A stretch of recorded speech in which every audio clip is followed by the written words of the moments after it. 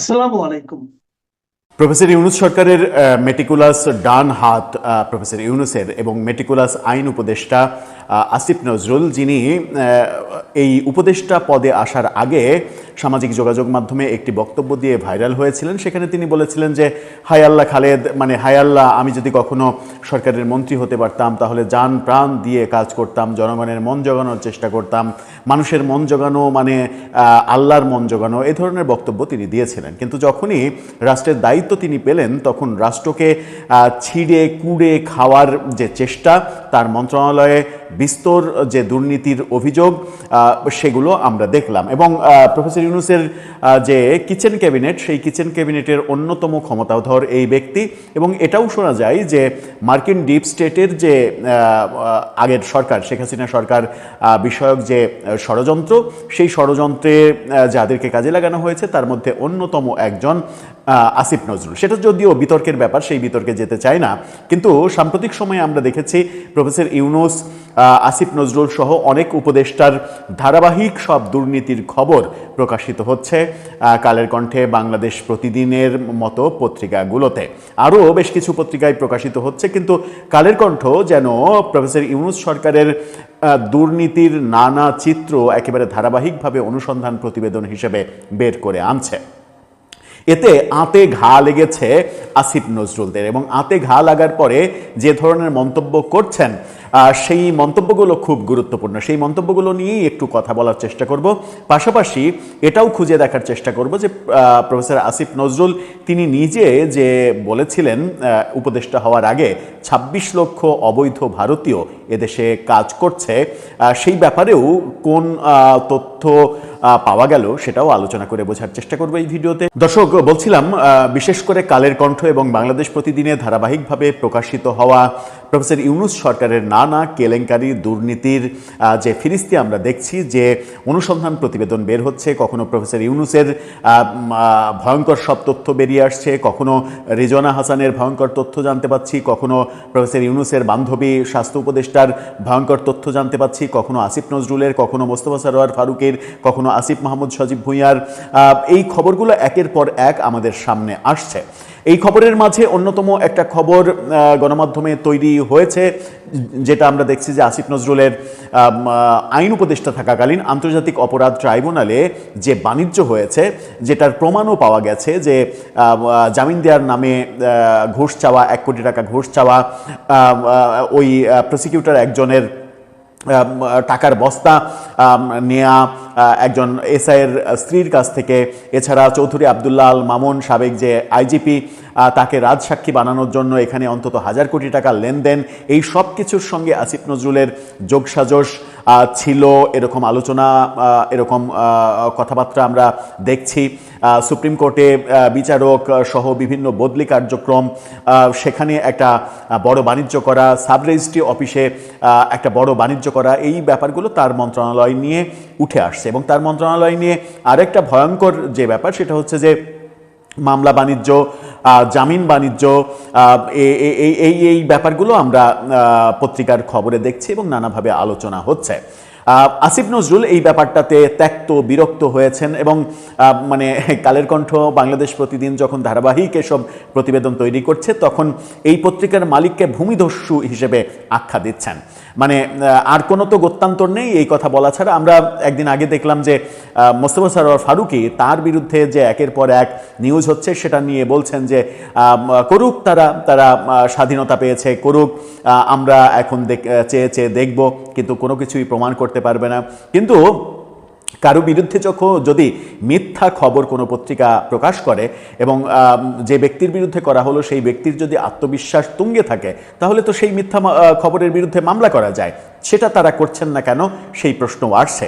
আসিফ নজরুল কি বলছেন সেটা নিয়ে একটা বেশ ইন্টারেস্টিং ফটোকার্ডও তৈরি করেছে গ্লোবাল টেলিভিশন, সেই ফটোকার্ডটা দেখে নিতে পারেন। সেখানে তিনি বলছেন, মানে তার বক্তব্য উদ্ধৃত করা হয়েছে, বলছেন ভূমিদস্যুদের পত্রিকাগুলো আমি সহ কয়েকজন উপদেষ্টার বিরুদ্ধে আদা জল খেয়ে নেমেছে।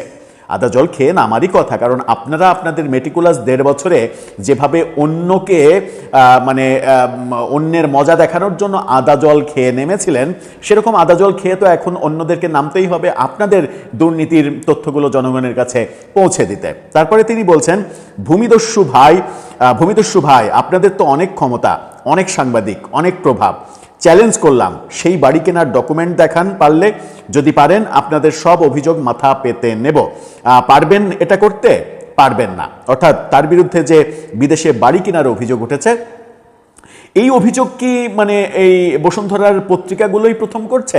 আমার তো মনে হয় যে এই আসিফ নজরুল কিংবা তার গঙেরা যাদেরকে পেলে পুষে বড় করেছেন, বিদেশে সাংবাদিকতার পরিচয় দিয়ে কন্টেন্ট ক্রিয়েট করে এবং উস্কানি দিয়ে লাইভ করে বাংলাদেশে মব পরিচালনা যারা করে, যাদেরকে দিয়ে তিনি এবং তার ওস্তাদ প্রফেসর ইউনুস যে মবগুলো করিয়েছেন, 32 নম্বর ভাঙা সহ বহু মবের নেতৃত্ব যারা দিয়েছেন, তারাই তো আসিফ নজরুলের বিরুদ্ধে হাজার হাজার কোটি টাকার দুর্নীতি, বিদেশে বাড়ি কেনার এই অভিযোগগুলো করে আসছেন।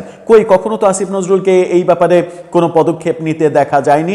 আবার তারা যখন প্রথম আলো ডেইলি স্টার ভাঙার নেতৃত্ব দিয়েছেন, লাইভে থেকে ইনস্ট্রাকশন দিয়েছেন প্রথম আলো ভাঙা শেষ, ডেইলি স্টারের দিকে যান, আসিফ নজরুল তো সেগুলো ঠেকাতে যাননি।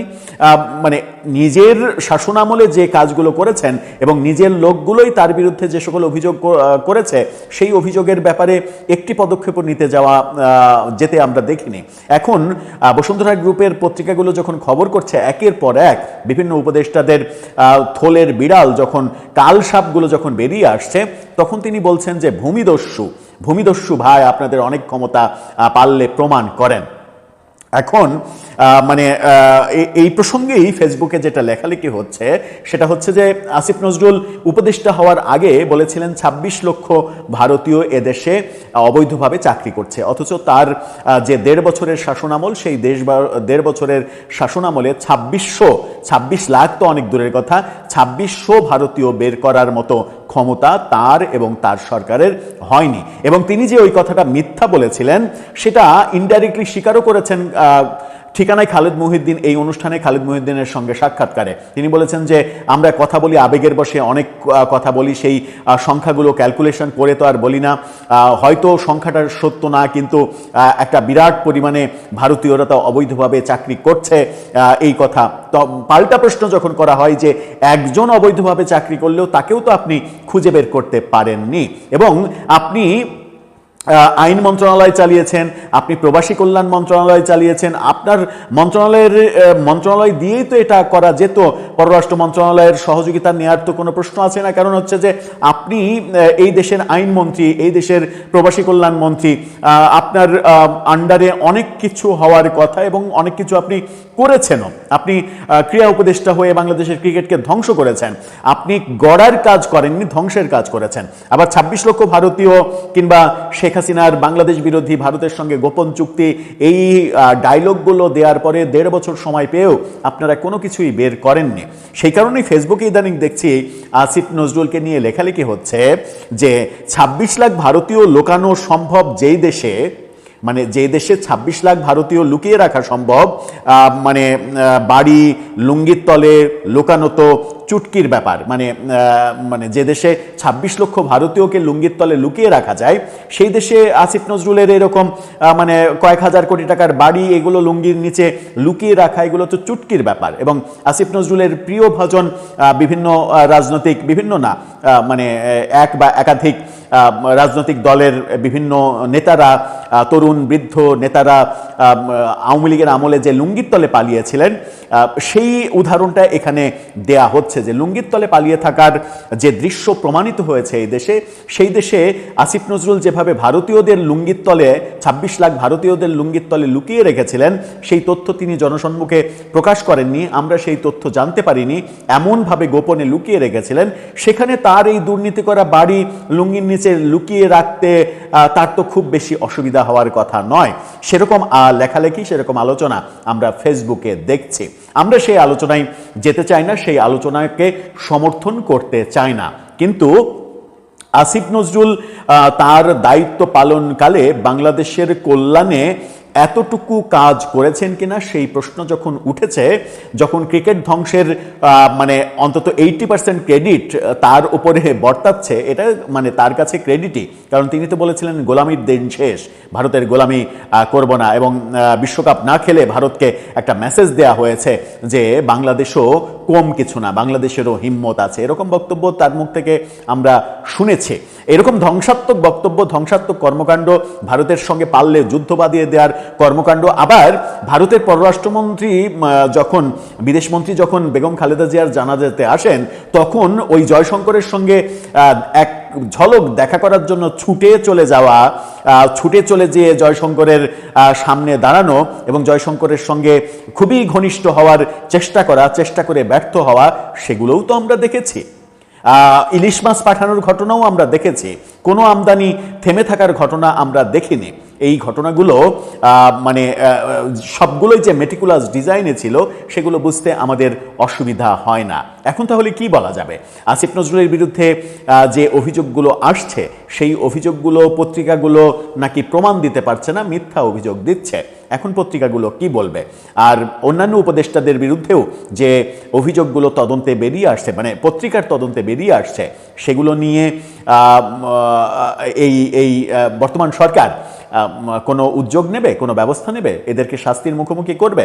বিশেষ করে আন্তর্জাতিক অপরাধ ট্রাইব্যুনালকে যেভাবে আসিফ নজরুল বিতর্কিত করেছেন, মানে চিফ প্রসিকিউটর নিয়োগ দেয়া থেকে শুরু করে যা করেছেন, এখানে সবখানেই রাজনৈতিক সংশ্লিষ্টতা এবং তার নিজের স্বার্থ জড়িত বলে পরবর্তীতে যেগুলো প্রমাণিত হয়েছে মোটামুটি, সেগুলো ব্যাপারেই বা বর্তমান বিএনপি সরকার কি করবে, প্রশ্ন থেকেই যায়। দর্শক, আপনার মতামত জানিয়ে লিখতে পারেন আমাদের কমেন্ট বক্সে। আসসালামু আলাইকুম প্রিয় দর্শক, বাংলাদেশিদের অনুপ্রবেশ ঠেকাতে ভারত সীমান্তে ভারত এমন একটি নতুন পরিকল্পনা নিচ্ছে যে তা অনেকের কাছে এই মধ্যযুগীয় আচরণ বলে মনে হতে পারে, এবং নিঃসন্দেহে মানবতা বিরোধী যে পদক্ষেপ ভারত নিতে যাচ্ছে বা পরিকল্পনা অন্তত এই মুহূর্তে করছে, তা কোনো সভ্য সমাজ সমর্থন করতে পারে না। ভারতের সীমান্তরক্ষী বাহিনী বিএসএফ থেকে একটি প্রস্তাব উঠেছে যে বাংলাদেশ সীমান্তবর্তী এলাকাগুলোর মধ্যে যেসব স্থানে কাঁটা তারের বেড়া দেওয়া সম্ভব নয়, সেখানে বিষধর সাপ বা কুমিরের মতন হিংস্র প্রাণী ছেড়ে দেয়া যায় কিনা সে বিষয়টি নিয়ে তারা ভাবছে, এবং এটিকে তারা প্রাকৃতিক বাধা হিসেবে অভিহিত করছে। প্রায় মাসখানেক আগে বিএসএফ এর পক্ষ থেকে ভারতের পূর্ব এবং উত্তর পূর্ব ফ্রন্টের সদর দপ্তরগুলোকে একটি নির্দেশ পাঠানো হয়েছে যে সীমান্তবর্তী এলাকার যেসব নদীপথ বেড়াহীন, সেখানে সরীসৃপ মোতায়েনের সম্ভাব্যতা যাচাই করে দেখতে হবে। কি ভয়ঙ্কর কথা! মানে ভারতের সঙ্গে আমাদের সীমান্ত এলাকা তো প্রায় 4096 কিলোমিটার দীর্ঘ, এর মধ্যে 3000 কিলোমিটার এলাকা তারা কাঁটাতারে বেড়া দিয়ে দিয়েছে, বেশ ভালো কথা। সেটি নিয়েও আধুনিক সভ্যরাই নানান ধরনের বিতর্ক রয়েছে, কিন্তু বাকি যে অংশগুলো রয়েছে সেগুলো নদী দ্বারা বেষ্টিত, অর্থাৎ ওই অঞ্চলগুলো নদীর এপাশে ওপাশে নিশ্চয়ই সীমান্তবর্তী দুদেশেই মানুষের বসবাস। এখন এই নদী এলাকাগুলোতে যদি বিষধর সাপ বা কুমির ছেড়ে দেওয়া হয়, কি হতে পারে? তারা প্রাণহানির আশঙ্কার মধ্যে পড়বেন। কৃত্রিমভাবে বড় শিকারী প্রাণী যদি এইসব নদীতে ছেড়ে দেওয়া হয়, তাহলে বাস্তুসংস্থান ভারসাম্যহীন হয়ে পড়ার ঝুঁকি রয়েছে। তো মানে সীমান্তের নদীবেষ্টিত এলাকাগুলোতে কুমির বাস করে না। এখন কোনো কুমির নিয়ে যদি এখানে ছেড়ে দেওয়া হয়, সেগুলো কি বাঁচতে পারবে? পারবে না, টিকতে পারবে না। বিষধর সাপের ক্ষেত্রেও আমরা এই ধরনের কথা বলতে পারি। সীমান্তের জলাভূমিগুলো প্রায় প্লাবিত হয়, ফলে এসব বিষধর সাপ লোকালয়ে ছড়িয়ে পড়ার আশঙ্কা থাকতে পারে। এখন ভারতেরই যারা মানবাধিকার কর্মী, তারা কি বলছেন? ভারতের উত্তর পূর্ব এবং পূর্ব ভারতের সীমান্ত রাজ্যগুলো নিয়ে কাজ করেন মানবাধিকার কর্মী গবেষক অংশুমান চৌধুরী। তিনি বলছেন যে কে বাংলাদেশি আর কে ভারতীয়, সেই পার্থক্যগুলো এই প্রাণীগুলো কিভাবে করবে? অর্থাৎ নদীতে যদি দুই পারে যে কেউ নামেন কোনো কাজে, সেক্ষেত্রে তাদেরকে কি চীনে কোনো ধরনের আক্রমণে যাবে এই প্রাণীগুলো? নথিপত্রহীন অভিবাসীদের বিরুদ্ধে একটি চরম নিষ্ঠুরতা। অংশুমান চৌধুরী এইভাবে বিষয়টিকে ট্রিট করছেন। তিনি বলছেন এটি মূলত মানুষের বিরুদ্ধে প্রকৃতি ও প্রাণীকে অস্ত্র হিসেবে ব্যবহার করার একটি নতুন পদ্ধতি।